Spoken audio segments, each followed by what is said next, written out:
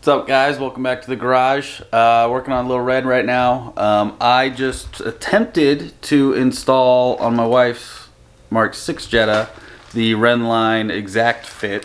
I'm going to use that with quotation marks because it didn't fit the phone mount. So that got me thinking. I've had this one sitting here for the Mark 5 for a little bit.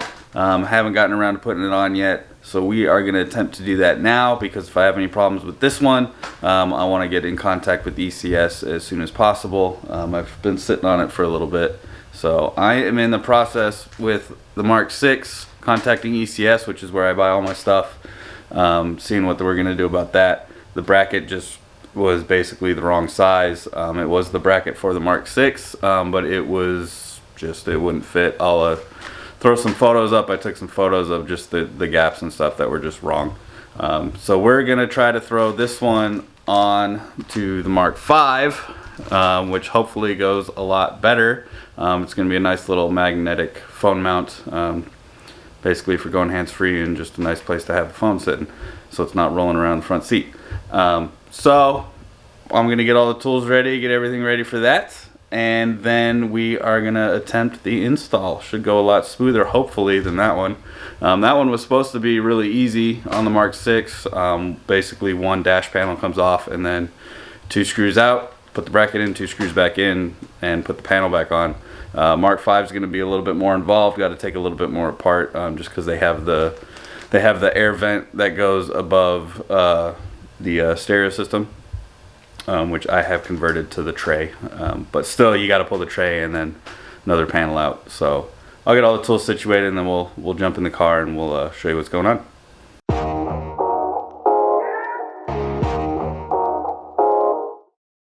Hey guys, got a new merch store available with some hats, shirts, and other accessories. So if you want to pick up some cool swag and support the channel, go ahead and click that link in the description below.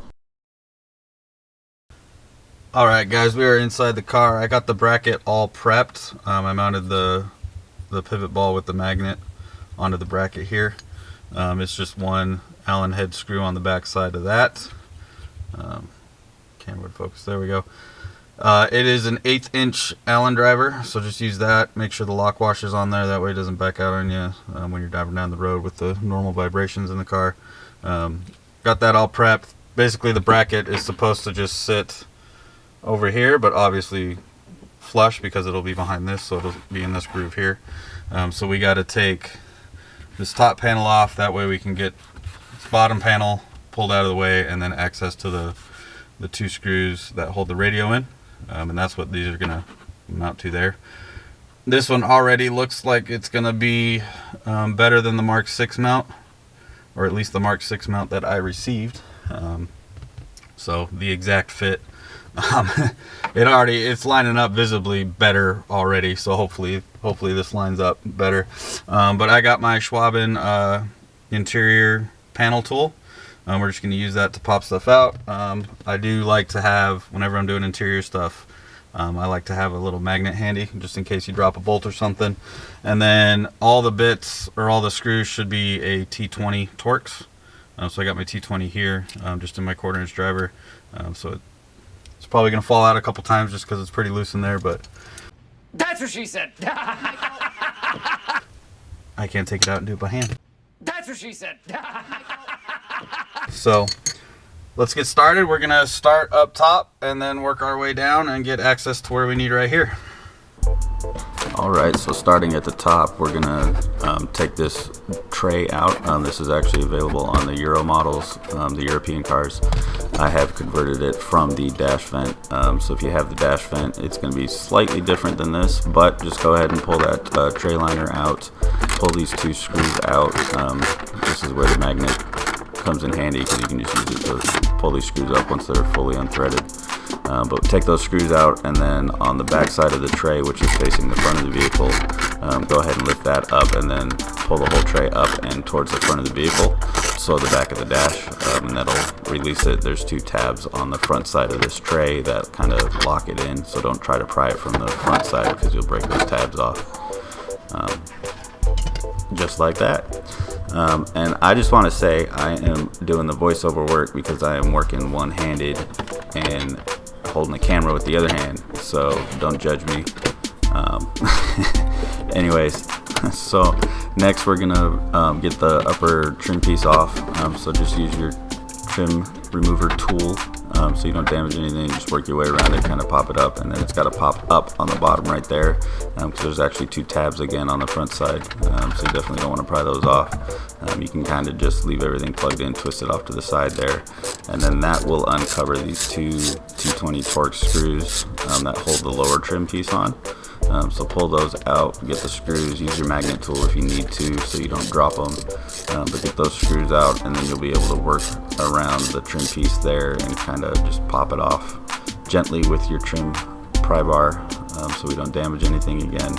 But with those screws out, it should just work its way around and pop it off, and then there will be a little middle line between the stereo deck and the AC controls that'll also have to pop off.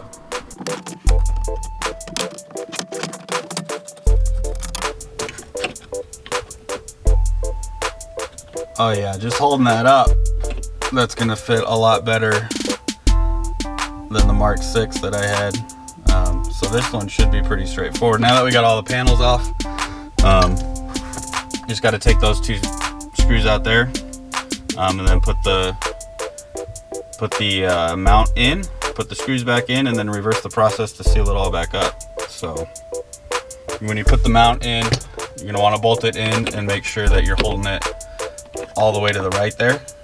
Of course, this is reversible, so you could do it on this side if you wanted, but that's really close to the steering wheel. I don't know why anyone would put it on that side.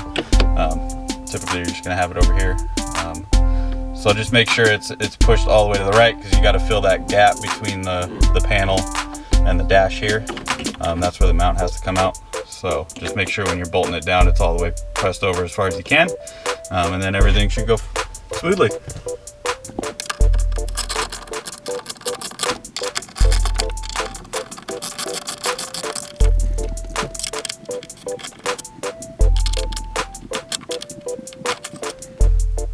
So you do have to feed it on the side of this bracket here.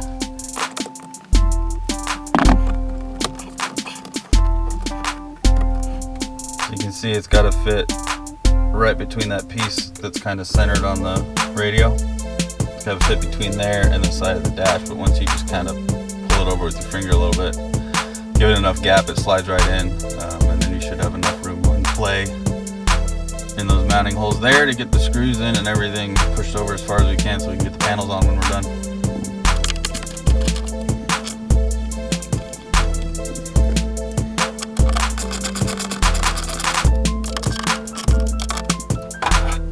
Alright, with everything positioned and the brackets installed, go ahead and put the trim piece back in.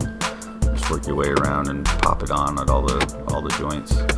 Just being very careful not to break it. Obviously you don't want to overforce anything, especially when you get to the bracket side. You might have some clearance issues just because you are putting a metal bracket into a slot that almost doesn't exist because the tolerances are so tight on these trim pieces. But if you positioned it right, everything should go on there. You might have a little bit of clearance issues, so we're kind of test fitting it now, seeing how it fits. If you got to take that trim panel off, now would be the time to just take it off, readjust that bracket, and try again from there. It is going to put a little bit of force right on that side, right where the bracket is, so it might pop the panel up slightly, so you can see I was kind of working it there to get it to fit properly.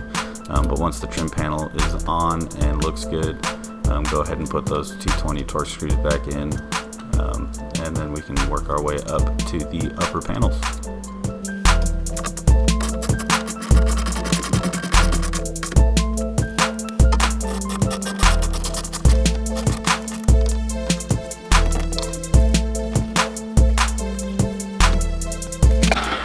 With that lower trim piece all in position, we can work the upper one here, remembering that there's those 2 tabs on the front side bottom, so I find it easier to work on the front side of it with the vents there.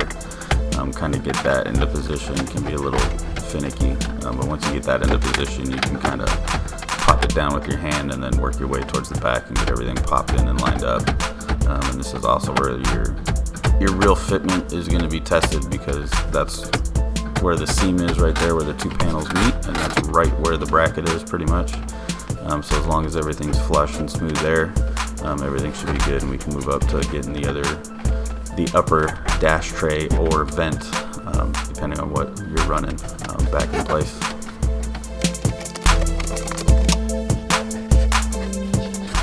So if you're like me and you've got the Euro style dash tray, go ahead and slide that in. Again, you're going to want to slot the front side of it in first, and then the back side will just kind of slide down into it, and everything should be flush there. And then you can just go ahead and reinstall those two T20 Torx bits and then put the tray liner back in, and we are pretty much good to go on the install here.